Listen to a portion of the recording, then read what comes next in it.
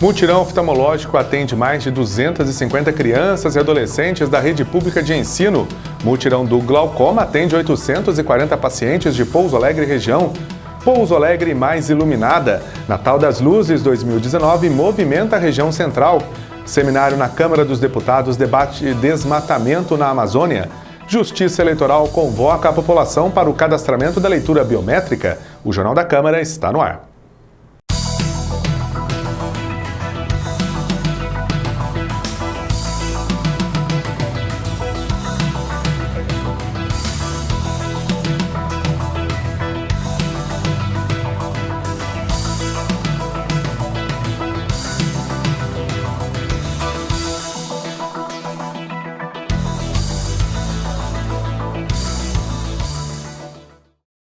Dados oficiais divulgados pelo Instituto Nacional de Pesquisas Espaciais revelam que houve um aumento de 30% na taxa de desmatamento da Amazônia Legal no último ano, no período entre agosto de 2018 e julho deste ano. A estimativa do INPE é que 9.700 quilômetros quadrados a mais de terras tenham sido devastadas.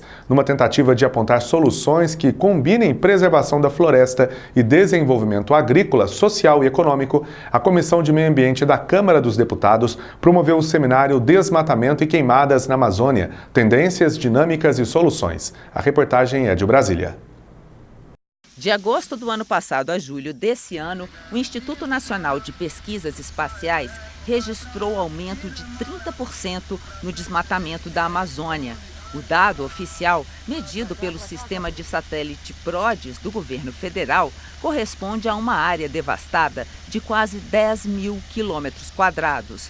E muito do que foi destruído estava dentro de reservas indígenas. 30% dessas terras indígenas com maior número de avanço de desmatamento estão concentrados os povos indígenas em isolamento voluntário de recente contato. O deputado Ayrton Faleiro mora em Alter do Chão, no Pará, uma vila localizada às margens do rio Tapajós, que sofre com a especulação imobiliária e foi atingida em setembro pelos incêndios que avançam pela Amazônia. O deputado Faleiro defendeu a ONG Saúde e Alegria, que atua no desenvolvimento de projetos socioambientais na região amazônica. Nessa semana, a Polícia Civil do Estado do Pará prendeu 4 brigadistas da organização não governamental sob acusação de que eles teriam preparado os incêndios criminosos em Alter do Chão. O governo brasileiro, que disse que quem estava botando fogo na Amazônia eram as ONGs,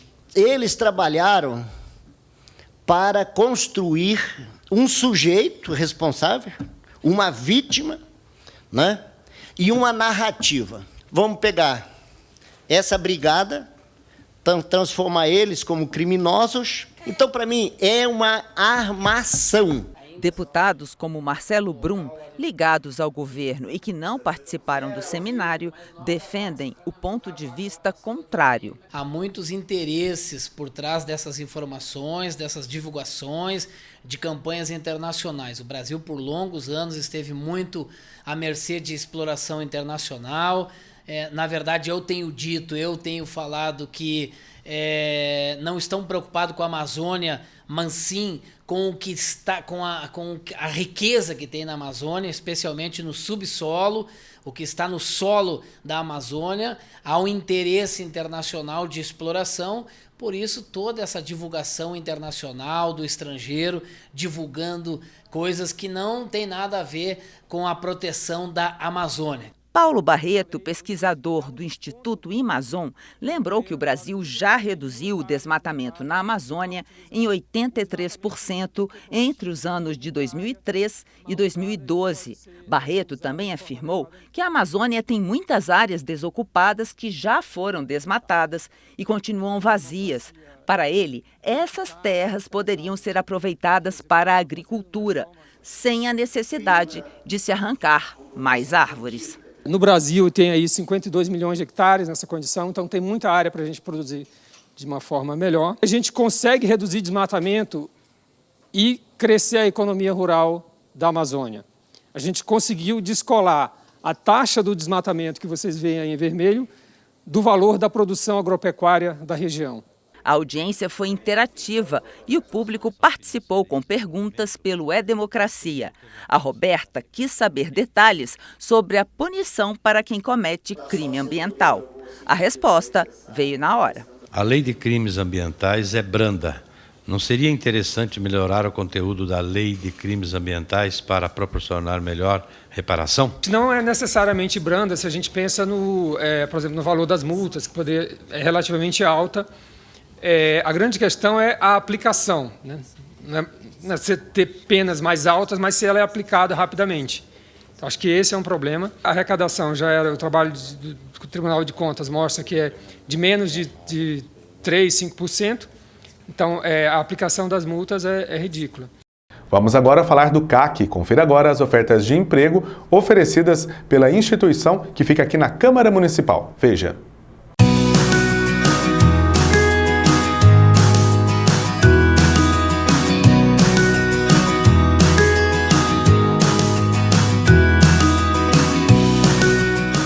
Atenção para as vagas de emprego disponibilizadas pelo CAC, o Centro de Apoio ao Cidadão, em parceria com a CIPA, Associação do Comércio e Indústria de Pouso Alegre. Comprador pleno, comprador júnior, assistente fiscal, auxiliar de engenharia.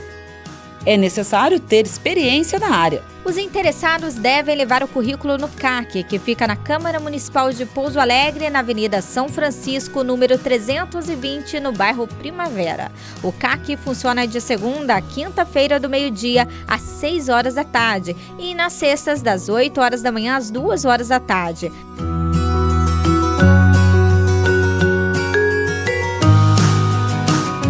CAC, Centro de Apoio ao Cidadão.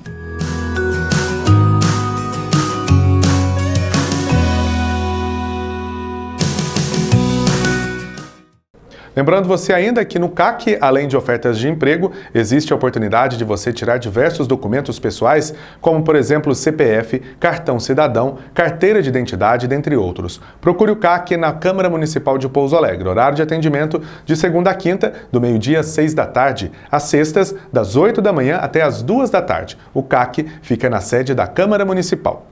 E uma nova forma de locomoção, um transporte que pode deixar para trás o uso de combustíveis fósseis, uma revolução nas cidades do futuro que pode não estar tão longe assim. Estamos falando do carro elétrico, que foi objeto de um debate esta semana na Câmara dos Deputados em Brasília. Confira essa reportagem. Logo cedo, um veículo manobrava no hall de acesso às comissões da Câmara. Era um carro elétrico.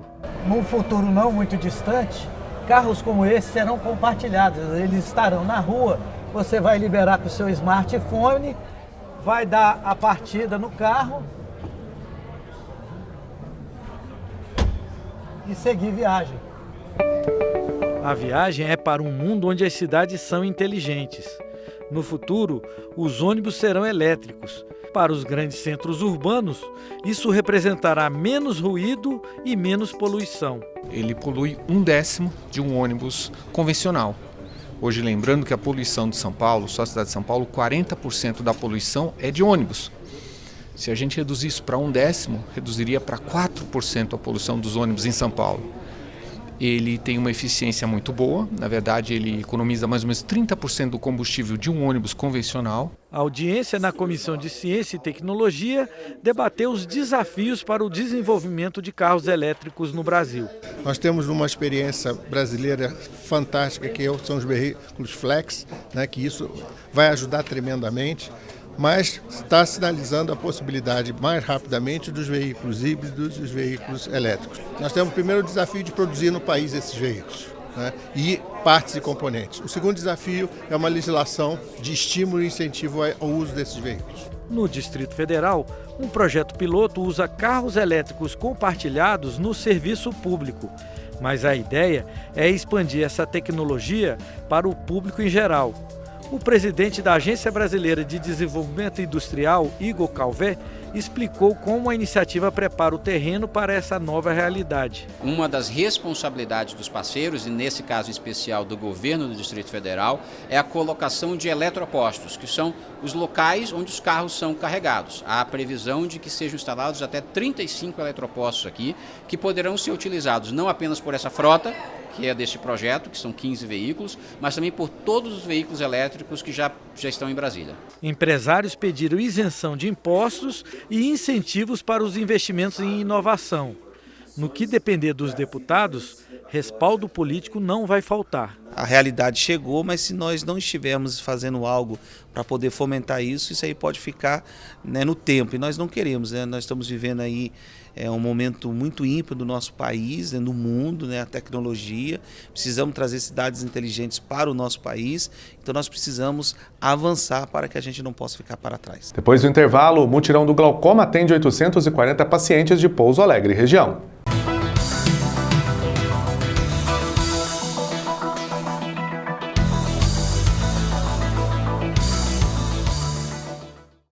Só se entende o futuro conhecendo o passado. Fatos históricos, coleções. A vida e memória do povo de Pouso Alegre estão no Museu Histórico Municipal Tuani Toledo. Visite o espaço. O museu fica no prédio da Câmara, Avenida São Francisco 320, no bairro Primavera. O museu funciona de segunda a quinta, do meio-dia às 6 da tarde. Na sexta-feira, das 8 da manhã às 2 da tarde. E nos sábados, das 10 da manhã às 4 da tarde. Você pode ainda agendar uma visita guiada para a sua escola ou grupo. Basta ligar no 3429-6511. Só se entende o futuro conhecendo o passado. Visite o museu. Estou aqui para convidar você, amigo telespectador da TV Câmara, para acompanhar de segunda a sexta, 9 horas da noite, o programa Câmara Entrevista. Também tem os horários alternativos do programa que você acompanha aí na nossa programação da TV Câmara. De segunda a sexta, Câmara Entrevista, aqui pela TV Câmara Pouso Alegre.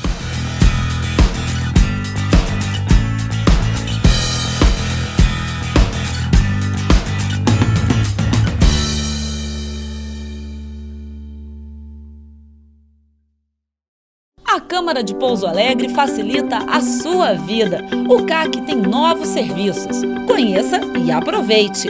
Cartão Nacional e Municipal do SUS.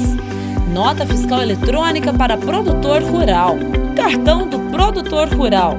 Impressão de declaração eletrônica de acidente de trânsito, boletim de acidente de trânsito, danos pessoais causados por veículos automotores de via terrestre e consulta de multas veiculares.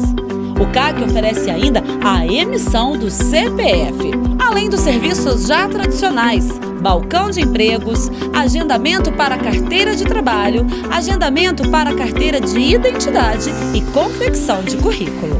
O CAC funciona na Câmara Municipal de Pouso Alegre de segunda a quinta-feira, do meio-dia às 6 da tarde e na sexta-feira, das 8 da manhã às 2 da tarde. Mais informações, ligue no 3429-6512. Câmara Municipal de Pouso Alegre. Novos serviços para melhorar a sua vida.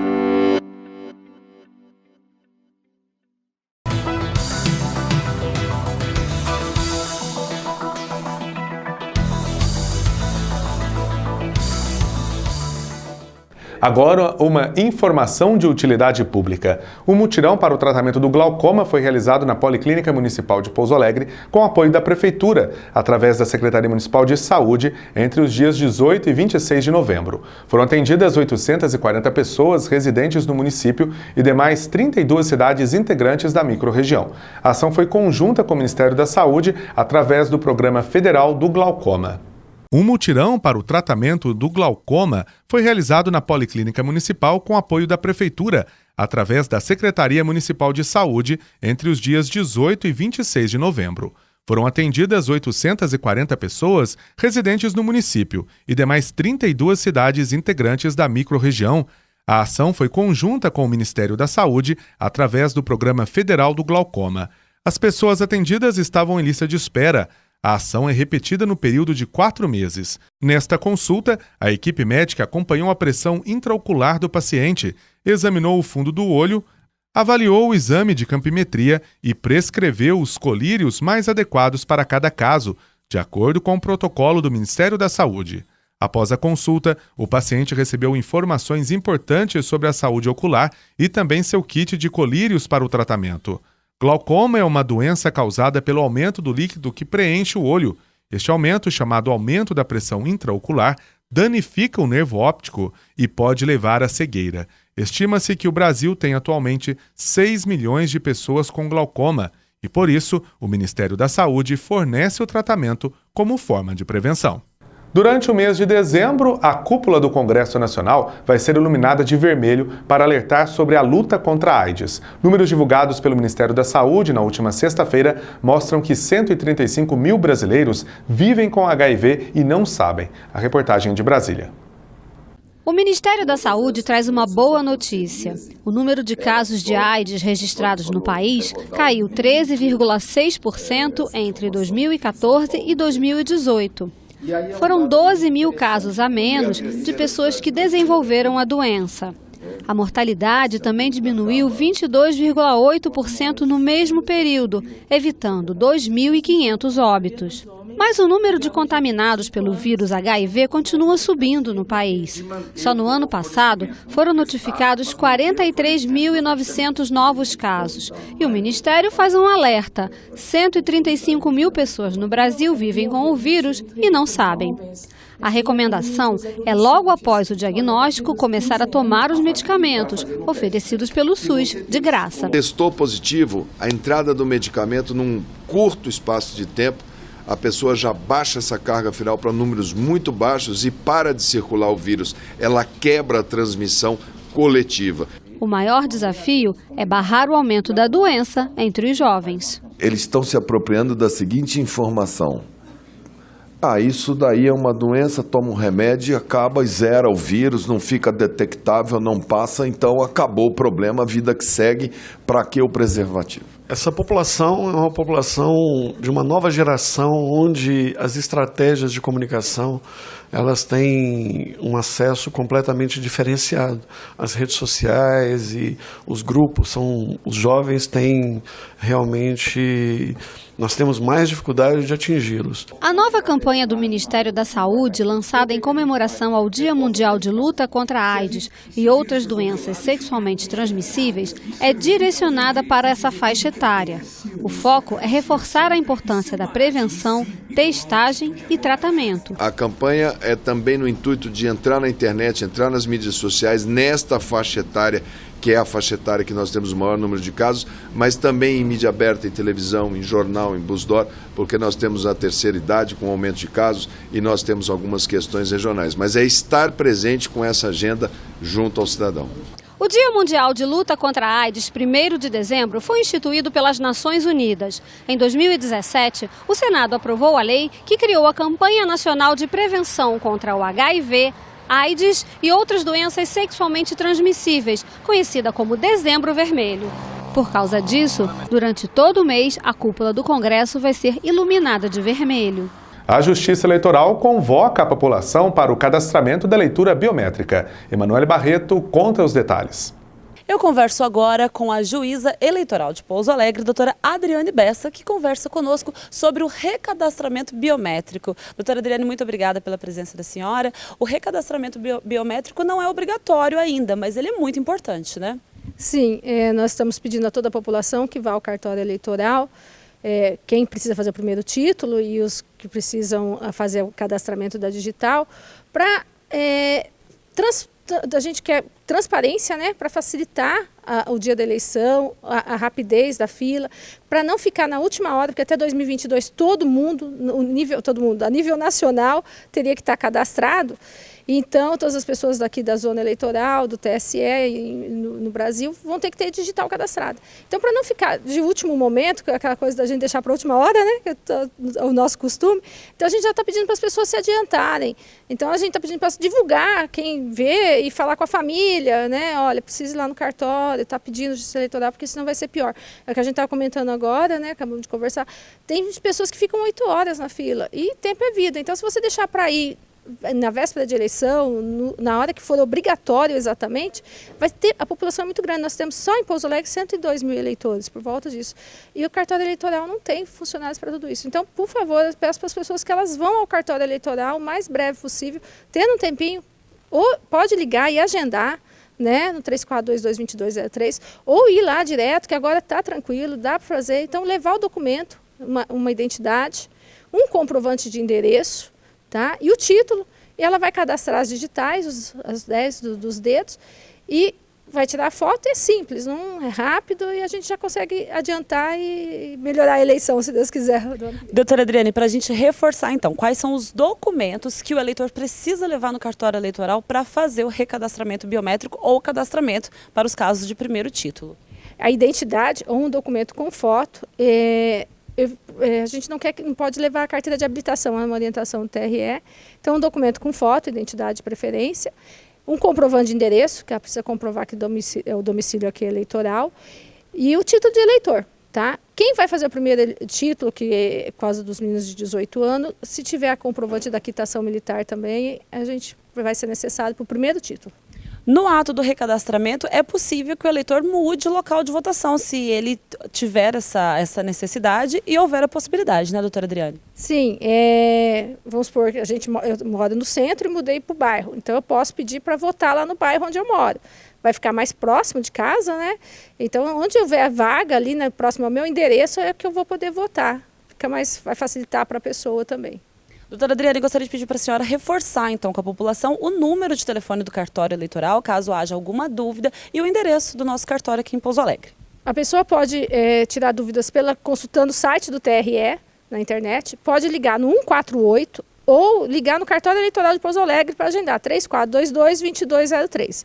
Reforçando então que o recadastramento biométrico em Pouso Alegre deve ser feito no cartório eleitoral, que fica na Avenida Prefeito Olavo Gomes de Oliveira, número 2910, na rotatória do bairro Santa Rita.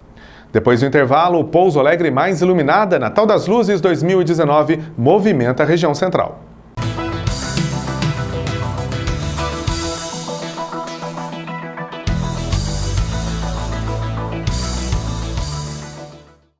Só se entende o futuro conhecendo o passado. Fatos históricos, coleções. A vida e memória do povo de Pouso Alegre estão no Museu Histórico Municipal Tuani Toledo. Visite o espaço. O museu fica no prédio da Câmara, Avenida São Francisco 320, no bairro Primavera. O museu funciona de segunda a quinta, do meio-dia às 6 da tarde. Na sexta-feira, das 8 da manhã às 2 da tarde. E nos sábados, das 10 da manhã às 4 da tarde. Você pode ainda agendar uma visita guiada para a sua escola ou grupo. Basta ligar no 3429-6511. Só se entende o futuro conhecendo o passado. Visite o museu. Estou aqui para convidar você, amigo telespectador da TV Câmara, para acompanhar de segunda a sexta, 9 horas da noite, o programa Câmara Entrevista. Também tem os horários alternativos do programa que você acompanha aí na nossa programação da TV Câmara. De segunda a sexta, Câmara Entrevista, aqui pela TV Câmara Pouso Alegre.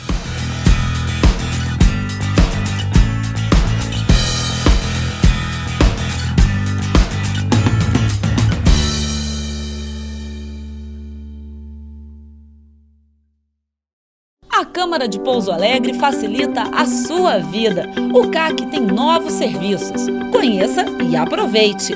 Cartão Nacional e Municipal do SUS. Nota Fiscal Eletrônica para Produtor Rural. Cartão do Produtor Rural. Impressão de declaração eletrônica de acidente de trânsito, boletim de acidente de trânsito, danos pessoais causados por veículos automotores de via terrestre e consulta de multas veiculares. O CAC oferece ainda a emissão do CPF, além dos serviços já tradicionais, balcão de empregos, agendamento para carteira de trabalho, agendamento para carteira de identidade e confecção de currículo. O CAC funciona na Câmara Municipal de Pouso Alegre de segunda a quinta-feira, do meio-dia às 6 da tarde e na sexta-feira, das 8 da manhã às 2 da tarde. Mais informações, ligue no 3429-6512. Câmara Municipal de Pouso Alegre. Novos serviços para melhorar a sua vida.